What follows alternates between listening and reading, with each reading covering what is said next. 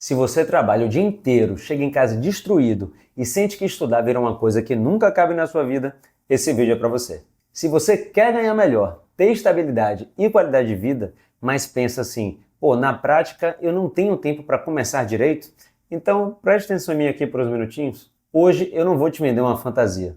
Eu não vou te dizer que basta acordar às 4 da manhã sorrindo. Eu quero te mostrar uma coisa muito mais útil. Como encontrar tempo para estudar na sua vida adulta real, com trabalho, cansaço, deslocamento, filho, obrigação e imprevisto. Porque muita gente boa não está travada por falta de capacidade. Está travada porque tenta estudar com um modelo que não cabe na vida que ela tem. Me diz aqui embaixo, o que é que mata mais o seu tempo hoje? Trabalho, deslocamento, cansaço ou desorganização? E antes de pensar em solução, eu quero começar por uma coisa muito importante. Por que essa sensação de não tenho tempo é tão real? Tem muita gente hoje vivendo exatamente o mesmo filme todo santo dia. A pessoa acorda às 6 horas, pega um ônibus lotado, ou então está lá com o seu carro financiado e não sei quantas vezes, pega um trânsito miserável, entra no trabalho às 8, trabalha o dia inteiro, resolve problema, aguenta pressão e volta para casa já esgotada. Sai às 18 e no caminho de volta abre o celular e vê o story de um ex-colega com uma vida mais organizada, com um salário maior, uma vida mais leve. Nem parece que tem preocupação na vida. E isso pega ali em você. Você chega em casa às 19h30 e às vezes até mais tarde, com a cabeça cansada, o corpo pedindo sofá, e ainda olha para aquele curso parado, aquele PDF parado ali, aquele plano que não saiu do papel. E aí começa a culpa.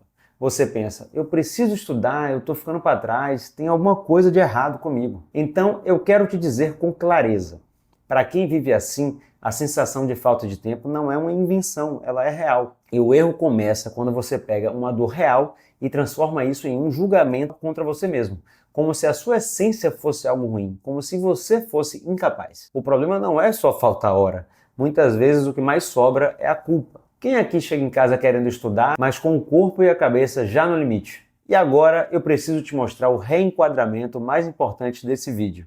O grande ponto é o seguinte, muita gente tenta estudar para concurso como se tivesse uma vida de herdeiro, sem jornada integral e sem as milhões de obrigações da vida real. Ou então como se já estivesse na semana da prova, querendo virar madrugadas no desespero, só que de forma permanente, para sempre. A pessoa monta um cronograma bonito, mas pesadão, ambicioso, exigindo uma versão dela que simplesmente não existe de segunda a sexta. E aí, quando ela não consegue cumprir, ela chega à brilhante conclusão de que, isso aqui não é para mim, eu não tenho tempo e tal. Só que, muitas vezes, o problema não é uma falta absoluta de horas, é uma falta de método para usar as horas que existem. Você não precisa estudar no modo desespero o ano inteiro. Isso destrói qualquer trabalhador comum. Existe um tempo de paz, que é um tempo pré-edital, antes do edital, que é aquele período de construção da base, de uma preparação intensa, mas sustentável, que é desenhado para você durar mais tempo sem morrer. E existe o tempo de guerra, que é o tempo depois do edital, quando você aperta mais, só que é por um período temporário,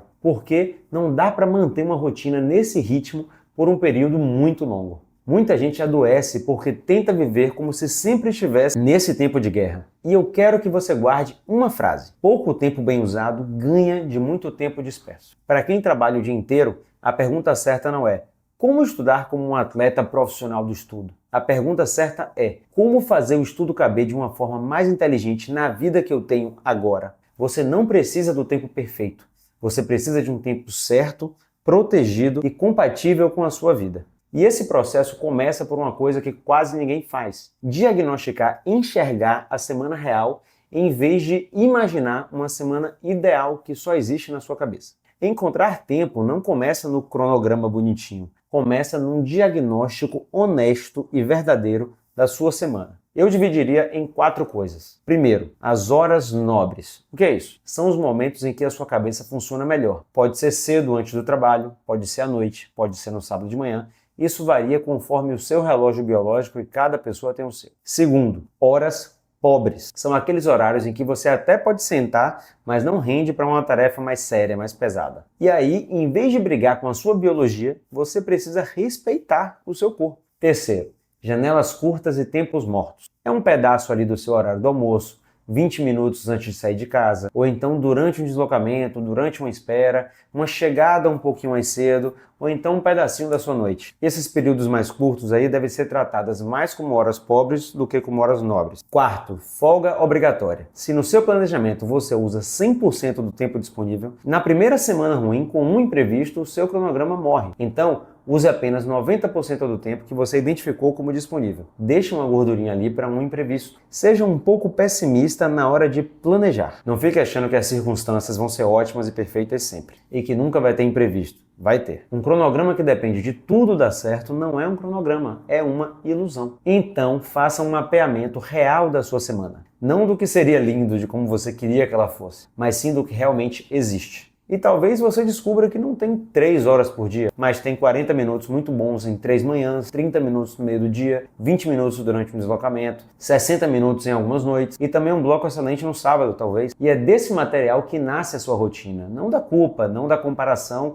nem daquele cronograma lá de internet. Mas encontrar as suas janelas livres é só metade do problema. A outra metade é fazer essas janelas renderem de verdade. E aqui muita gente se sabota. Ela até encontra uma janela, mas usa essa janela do jeito errado. Não faz sentido colocar matéria densa, pesada, uma leitura mais difícil, um raciocínio mais exigente, num horário em que você está com dificuldade de concentração. Nas horas nobres, você coloca o estudo de mais concentração, que é o quê? Aprender um assunto novo, fazer uma leitura mais profunda, resolver coisa que exige mais raciocínio. Nas horas pobres, você não precisa desistir do estudo. Você troca a tarefa. Você faz uma revisão mais simples, faz umas questões comentadas, revisa o seu caderno de erros, organiza a programação do seu estudo, faz uma releitura, ou seja, algo mais leve. E outra coisa, um dia ruim com muitos imprevistos pede um estudo mais leve e inteligente, e não uma tonelada de culpa. Outra coisa, janelas curtas precisam ser protegidas. Se você tem 25 ou 30 minutos, não dá para gastar 12 deles entrando e saindo do celular, né? Então,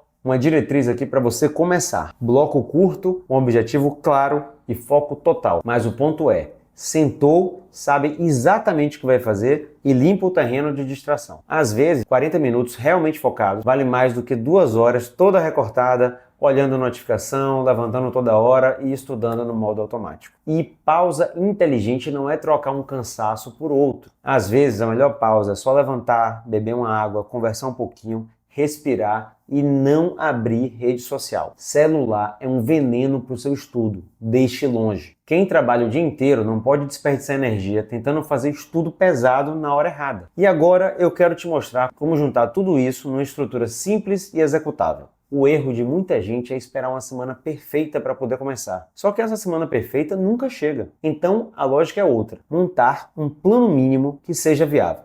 E o que é isso? É uma rotina pequena o suficiente para caber na sua vida e forte o suficiente para iniciar e solidificar uma rotina de estudo. E isso já é uma grande vantagem. Muitas pessoas que começam forte demais abandonam cedo. E aí o proveito é zero. Começar pequeno e criar uma rotina duradoura é um caminho muito mais vantajoso. Por exemplo, 30 a 60 minutos focados em alguns dias úteis, mais algumas revisões leves nos tempos mortos, mais um bloco melhor no seu final de semana. É claro que quanto mais melhor, mas o importante é começar. E para começar, pode ser pequeno sim, acredite em mim. E o importante não é decorar um formato que eu tenha te dado aqui, é entender a lógica. E a lógica é, para ser bem claro, um compromisso pequeno, sustentável e crescente. Comece pequeno, comece com uma meta que você consegue realmente cumprir. E depois aumente devagar, coisa de 10 a 15% por semana no máximo. É melhor estudar 30 minutos de forma séria todos os dias, repetir isso mesmo, do que planejar estudar 3 horas por dia e morrer já na segunda semana. E eu tô te falando isso porque eu mesmo precisei estudar com estratégia, priorização e foco. Eu passei em um concurso muito importante com uma organização forte de tempo. E é claro que conciliando estudo com outras demandas da vida. Então, tem 3 perfis aí de estudante. Tem o estudante coelho, que ele está muito empolgado, ele é rápido e ele consegue executar muito. Esse estudante, ele tem uma tendência de chegar mais rápido no objetivo se ele não parar para descansar ou se distrair. E a gente tem o perfil tartaruga, que é o quê? Ele é mais lento, mas sem pausa. E ele também vai chegar no objetivo, só que no ritmo próprio dele. O mais importante é não parar. E tem o perfil avestruz, que é o único que não chega no objetivo, porque diante de uma dúvida ou de algum obstáculo, ele paralisa e não pede ajuda. Então ele enfia a cabeça no buraco e fica por lá. Então, a primeira vitória não é virar uma máquina perfeita. feita. A primeira vitória é construir uma rotina que sobreviva, porque sem aprender a andar bem, você nunca vai correr. O objetivo da primeira semana não é estudar muito, é conseguir encaixar o estudo na sua vida, é mostrar para você mesmo que o estudo cabe. Então deixa eu fechar esse vídeo aqui com 3 decisões que eu queria que você levasse para amanhã. Primeira decisão: pare de esperar o tempo ideal. O tempo ideal é uma armadilha. O que muda a vida é o tempo real bem usado. Segunda decisão: pare de exigir de você mesmo o mesmo tipo de estudo em todo horário. Hora nobre é para tarefa de maior concentração e hora pobre é para tarefa leve. Inteligência não é se forçar à toa. Terceira decisão: pare de montar uma rotina otimista demais, uma rotina heróica. Monte uma rotina sobrevivente. A rotina que muda a sua vida não é a mais bonita no papel, é a que continua existindo depois de uma semana difícil. No fim de tudo, encontrar tempo para estudar não é sobre encaixar mais uma obrigação no seu dia. É sobre abrir caminho para uma vida com salário melhor, estabilidade e qualidade de vida. E se esse vídeo te ajudou a colocar ordem na sua cabeça, eu quero te dar o próximo passo. Não deixe esse assunto morrer amanhã no meio da correria. Eu preparei um guia gratuito para quem quer sair do sufoco e conquistar uma vida com mais de R$10.000 por mês, estabilidade e qualidade de vida. O link está na bio. Baixe esse guia e comece a olhar para a sua mudança de vida de uma maneira completamente diferente. E comenta tempo aqui embaixo, porque eu quero saber quem está disposto a parar de esperar a semana perfeita e começar com uma semana real. E se você conhece alguém que trabalha o dia inteiro, vive dizendo que não consegue estudar e que já está começando a achar que nunca vai sair do lugar, manda esse vídeo para essa pessoa. Nos próximos vídeos eu vou aprofundar como sair dessa paralisia, como criar consistência e transformar esse projeto em algo cada vez mais sólido. Você não precisa de uma agenda vazia para estudar, você precisa de um método que caiba na vida que você tem.